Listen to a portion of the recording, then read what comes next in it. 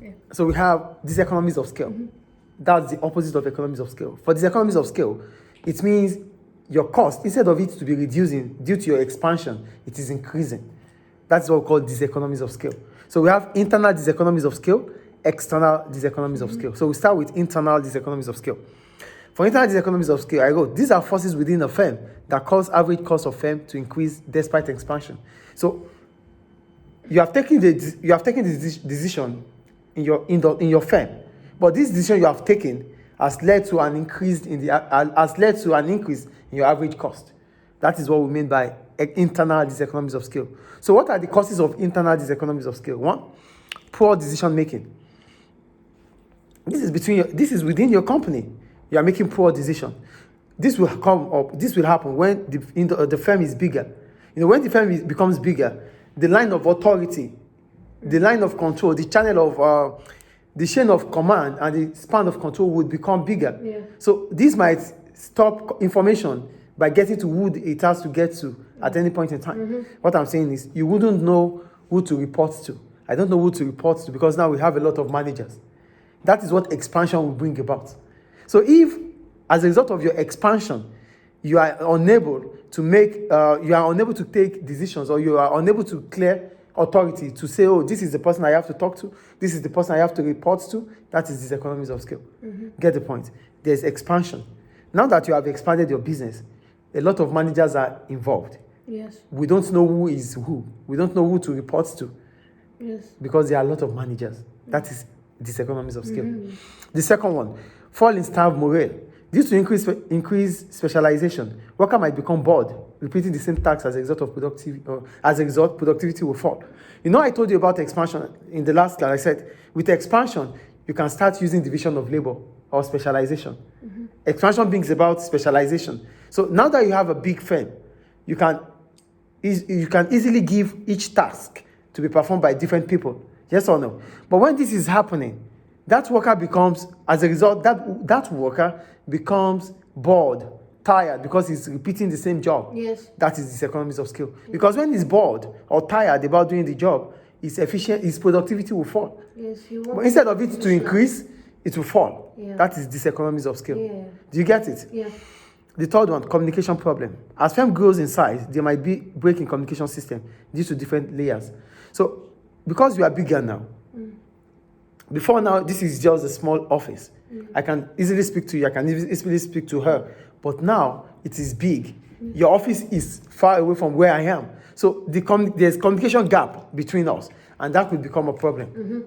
I don't usually see you the way I used to see you. Take care. I don't usually see you the way I used to see you. Yeah. That is communication gap.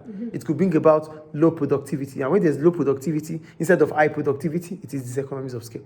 Is it clear? Yeah, it is. Take care then. The next one, control power. As firm becomes bigger, it might be difficult to control the resources because it's big now. You don't know how to control resources. You don't know how to tell people use resources how they like. They spend money how they like. You cannot control everything. Yes. Because it's becoming bigger. Yes. You used to do everything yourself, but now you have to maybe delegate authority, or you have to employ people that you don't even know, and they're not doing it well. So it becomes difficult for you to control everything. Yes. That is diseconomies of scale. Yeah. And the last one here is increase in administrative overheads.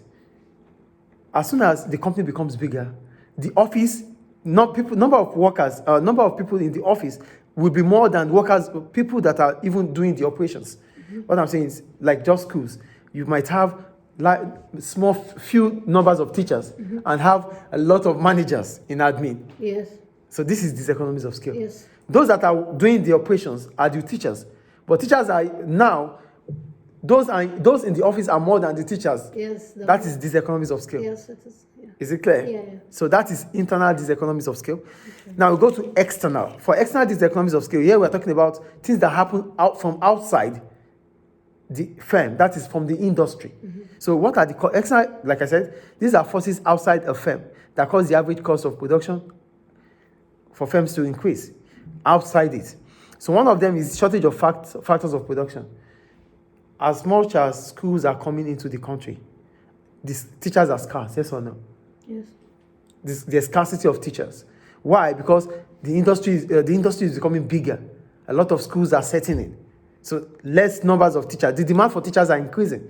But as the demand for teachers are increasing, the wage rate for teachers will rise.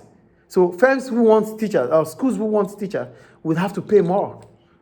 And that is diseconomies of scale. It is because of expansion. Now we have to pay more to teachers. Yeah. Did you get it? Do you get it or not? Yes. The second one, the raw materials shortage. For these are factories. When more factories come in, the resources they use in production will be less because they have to share it amongst themselves.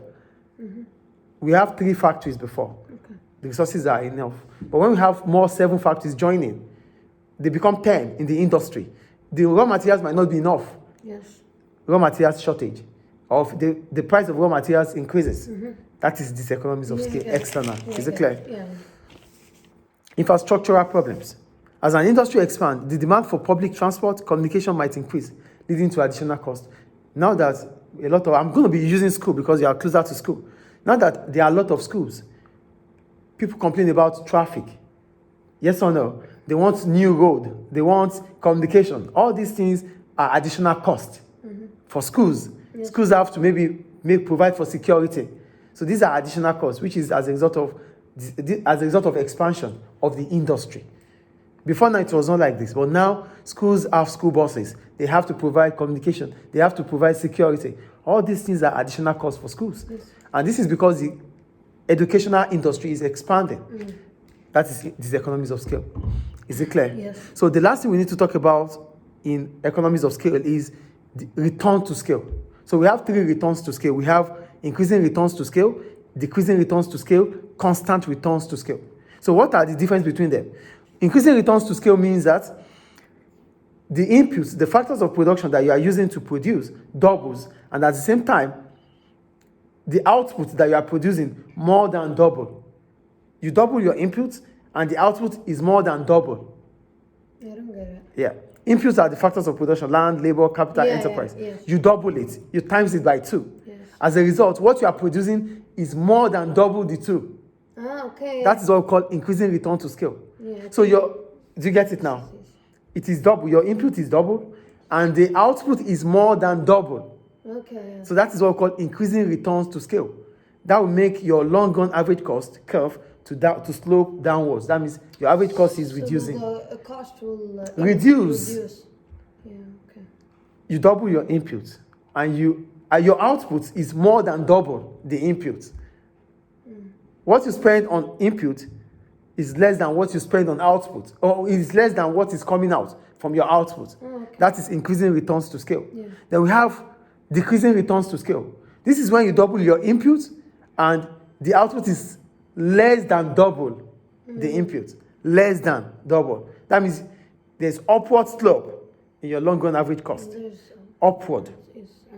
That is reducing. That is average cost is increasing. Downward, average cost is reducing. Okay. Is it clear? Yeah. And the last one is constant returns to scale. For constant returns to scale, it means you double your input and your output is exactly the same as your input. Input is exactly the same as output. That is constant returns to scale. Increasing returns to scale means your output is doubling your input, doubles your input. Decreasing returns to scale means your output is less than double the input. And constant returns to scale means that your output equals to your input. Is it clear? So that ends economies of scale.